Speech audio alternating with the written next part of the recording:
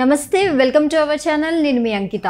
YS Jaganmohan Reddy Nellore వెళ్ళి మాజీ MLA Pinnelli Ramakrishna గారిని పలకరించడానికి వెళ్ళి ఆయన్ని పరామర్శించి మరి అక్కడ తెలుగుదేశం పార్టీ గురించి, చంద్రబాబు గురించి అనేక వ్యాఖ్యలు అయితే చేశారు.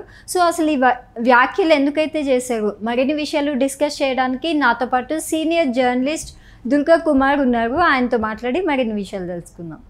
నమస్తే సార్. నమస్కారం మా అంకిత, మన వీక్షకులు కూడా నమస్కారం. ఎలా ఉన్నారు సార్? బాగున్నామ్మా సార్. అయితే ఇప్పుడు జగన్మోహన్ రెడ్డి నెల్లూరు వెళ్ళి పిన్నెల్లి రామకృష్ణ గారిని పరామర్శించడానికి అయితే వెళ్ళారు.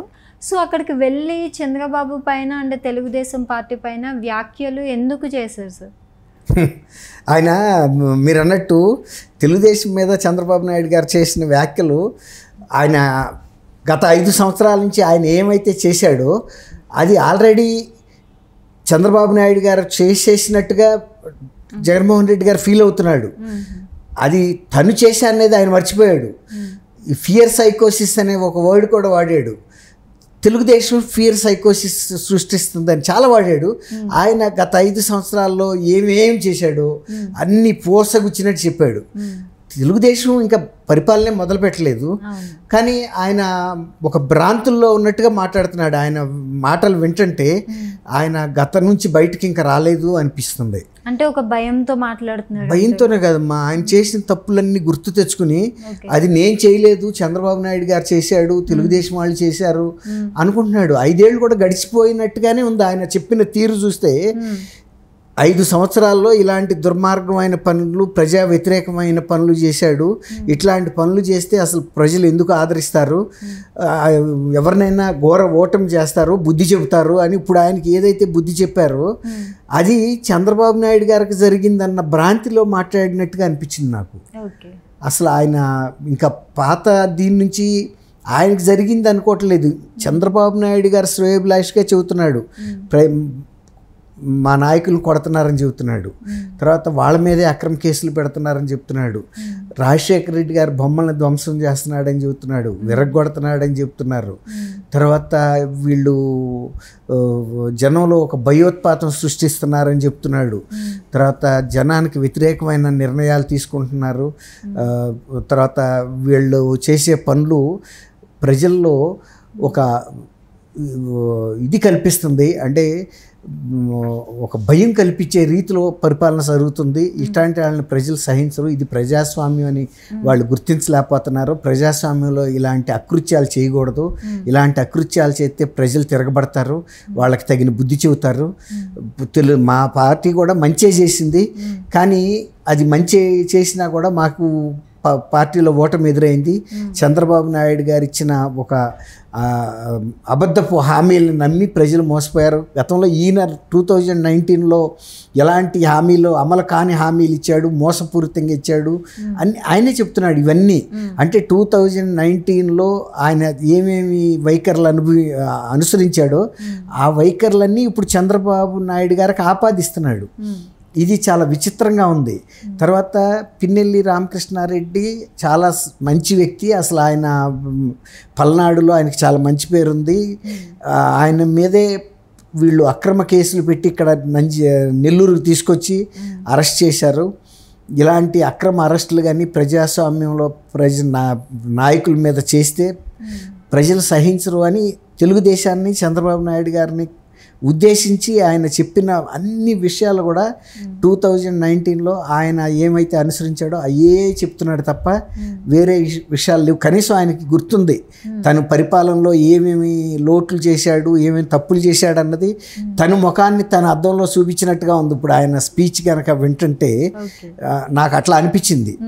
కాబట్టి జగన్మోహన్ రెడ్డి గారిలో ఏమి మార్పు అనేది రాలేదు. అప్పుడే ఈయన్ని హెచ్చరించే పరిస్థితికి వచ్చాడు. నిజంగా కనుక ఆయన ఈయన్ని హెచ్చరించే పరిస్థితి వచ్చినప్పుడు ఆయన 3 రాజధానులు పెట్టాడు, కానీ ఈయన ఒక రాజధాని అంటున్నాడు. ఇప్పుడు ఆయన ప్రజల్లోకి వెళ్ళి అది ప్రశ్నించాలి. నేను 3 రాజధానులు ఏర్పాటు చేశాను, వైజాగ్లో రాజధాని పెట్టినప్పుడు కనీసం 10,000 ఎకరాలైనా ఈయన అక్కడ సమకూర్చి ఉండాలి కదా, నేను సమకూర్చిన 10,000 ఎకరాలు ఏమైందని ప్రజల్లోకి వచ్చి అడగాలి. ఆయన అక్కడ నెల్లూరు జైల్లో ఉండి కాదు, ఒక రాజధాని ఏర్పాటుకి 30,000 ఎకరాలు అడిగాడు ఆయన అమరావతిలో. ఇప్పుడు ఆయన 3 ప్రతిపాదించాడు. న్యాయ రాజధాని కర్నూలు, కార్యనిర్వాహక రాజధాని వైజాగ్, శాసన రాజధాని అమరావతి. సరే, అమరావతిలో ల్యాండ్ ఉంది.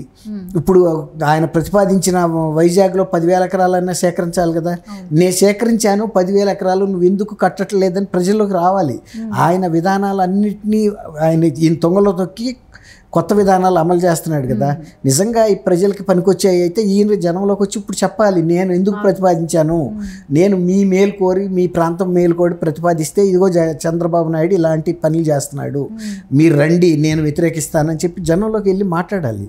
శాసనసభలోనూ వచ్చి మాట్లాడట్లేదు, జనంలోకి వెళ్ళి మాట్లాడట్లేదు. ఇక్కడ జైలు దగ్గరికి వెళ్ళటం ఎందుకు? ఇప్పుడు ఆయన పిన్నెల్లి రామకృష్ణారెడ్డి ఎక్కడికి వెళ్తాడు? పిన్నెల్లి రామకృష్ణారెడ్డి చేసిన తప్పు ఏంటనేది మొత్తం వీడియోల్లో అందరూ చూశారు. ఈవీఎంలు పగలగొడితే ప్రతి వాళ్ళు కనుక ఇలాంటి మంచి వ్యక్తి పిన్నెల్లి రామకృష్ణారెడ్డి, ఆయన కేంద్ర ఎన్నికల సంఘం నిర్వహిస్తున్న ఎన్నికలకి రాష్ట్ర ఎన్నికల సంఘం ఇక్కడ ప్రతినిధిగా వ్యవహరించి అన్ని బందోబస్తు చర్యలు తీసుకుంటే ఒక ఎమ్మెల్యేగా నీకున్న అధికారాన్ని ఉపయోగించి బూత్లోకి వెళ్ళి నువ్వు చేయాల్సింది ఈవీఎంలు పగలగొట్టడమా? అది ఖండించకపోగా అదేదో ఆయన ఘనకార్యం చేసినట్టు మహాత్మా గాంధీ గారు ఉప్పు సత్యాగ్రహం చేసినంత కీర్తిస్తున్నాడు పిన్నెల్లి రామకృష్ణారెడ్డిని. అట్లాంటి కీర్తిచ్చిన మనుషులు నువ్వు బయటకు వచ్చి చెప్పు, నీ ప్రతిపాదనలు ఇప్పుడు అమరావతి నేను ఇందుకు వద్దన్నాను, ఆయన అదే చేస్తున్నాడు. తర్వాత అక్కడ కట్టాడు కదా ప్యాలెస్, నేను కట్టిన ప్యాలెస్ని సెక్రటరియట్గా ఉపయోగించుకోమనండి, ఆయన ఎట్టాగూ కట్టలేడు. నేను 600 కోట్లు ఖర్చు పెట్టి వైజాగ్లో దీని మీద రిషికొండ మీద భవనాలు కట్టించాను, దాన్ని సెక్రటరియట్గా ఉపయోగించుకోమనండి, ఆయనకి అంత ఇది లేకపోతే నాలెడ్జ్ నా దగ్గరికి రమ్మనండి, నేను చెబుతాను. అట్లాగే 10,000 అక్కడ కూడా కర్నూలులో పెట్టుండాలి కదా న్యాయ రాజధాని కోసం, నువ్వు పెట్టిన అద్దులే చూపించి అక్కడికి వెళ్ళి ఇక్కడ కట్టండి మరి రాజధాని అని. అంతేగాని ఇవాళ తనకు జరిగిన అనుభవాలు, తను చేసిన తప్పులు కూడా చంద్రబాబు నాయుడు గారి మీద, చంద్రబాబు నాయుడు ప్రజల యొక్క అభిమానం చూరగానే వచ్చాడు. ఆయన 2019లో ఓడిపోయినందుకు అందులో జరిగిన తప్పులు అన్నీ ఇవాళ ప్రజల ముందు చెప్పాడు, ఇది జరిగిందని. అసలు దానికి తోడు నీ పరిపాలన చూసే కదా ఇవాళ నిన్ను తిరస్కరించింది. ఇవాళ నువ్వు ఇవన్నీ శుద్ధులు తెలుగుదేశంకి చెప్పే బదులు ఇప్పుడు నువ్వు ఆశ్రయించు. నువ్వు 2024లో కనీసం వాళ్ళకి 23 సీట్స్ వచ్చినాయి 2019లో, ఇవాళ 24లో నీకు 11 సీట్లు కూడా రాలేదు, 11 వచ్చినాయి మ్యాక్సిమం. ఇప్పుడు ఇవన్నీ తప్పులు నువ్వు సరి చేసుకోవాల్సింది పోయి ఇప్పుడు చంద్రబాబు నాయుడు గారిని ప్రజలు సహించకపోతే ఆయన తీసుకుంటాడు ఆ శిక్ష. ఇప్పుడు నువ్వు తీసుకున్న శిక్ష ఆయనకు కూడా వస్తుంది. ఇప్పుడు నువ్వు చేసిన తప్పులకి ప్రజల ముందుకు వచ్చి వివరణ ఇవ్వు. అంతేగాని చంద్రబాబు నాయుడు గారు ఇది చేశాడు అప్పుడే ఆయన ఒక అడుగు కూడా ముందుకెళ్ళలేదు. వాళ్ళు ఎక్కడున్నాడు, నువ్వు ఎక్కడున్నావు? జైలు దగ్గర ఉన్నావు. జైలు దగ్గర ఉన్నది అదేమన్నా పెద్ద ఇష్యూవా? పిన్నెల్లి రామకృష్ణారెడ్డి ఒక నేరం చేశాడు, ప్రజలందరూ కూడా చూశారు, ఆయన మీద అక్రమ కేసులు పెట్టారంటున్నావు. వీడియోలే కనపడుతుంటే పగలగొట్టినట్టు నువ్వు కూడా చెబుతున్నావు పగలగొట్టారని. ఇంకా నువ్వు ఆయన సమర్థిస్తుంటే ప్రజలు నువ్వు ఒక నేరస్తుడిని సమర్థిస్తున్న మాజీ ముఖ్యమంత్రిగా నిన్ను ఎలా క్షమిస్తారు? నువ్వు మంచి మాటలు మాట్లాడు. ఇప్పటికైనా కూడా చంద్రబాబు నాయుడు గారు ఢిల్లీలో ఉన్నాడు, ఆయన సాయంత్రం లోపల రేపో అక్కడ ఏం జరిగిందో చెప్తాడు.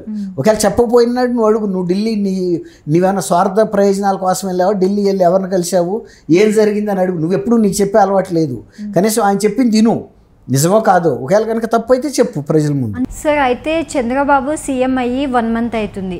సో ఈ 1 మంత్ అయినప్పుడు 1 మంత్ అవుతుంది జస్ట్. అయితే ఈ 1 మంత్లోనే వైఎస్ జగన్మోహన్ రెడ్డి ఎందుకు ఈ వ్యాఖ్యలన్నీ పుట్టిస్తున్నారు? అంటే ఆయనకి పదవి కోల్పోయిన తర్వాత బ్యాలెన్స్ కూడా, మెంటల్ బ్యాలెన్స్ అంతంత మాత్రం. ఇప్పుడు అది కూడా పూర్తిగా కోల్పోయి ఇక నువ్వు ముఖ్యమంత్రి కావద్దు నేనే ఉంటాననే పరిస్థితికి వచ్చాడు. ప్రజలు నిన్ను ఎన్నుకున్నారు, కానీ నేను 30 ఏళ్ల పాటు ఉంటానని భ్రమలో ఉన్నాను కాబట్టి ఆ భ్రాంతిలో ఉండనివ్వు నన్ను, నీ పదవి నాకు ఇచ్చి నువ్వు ఇంటికి వెళ్ళి కూర్చోమన్నట్టుగా ఉంది ఆయన చెప్పేది.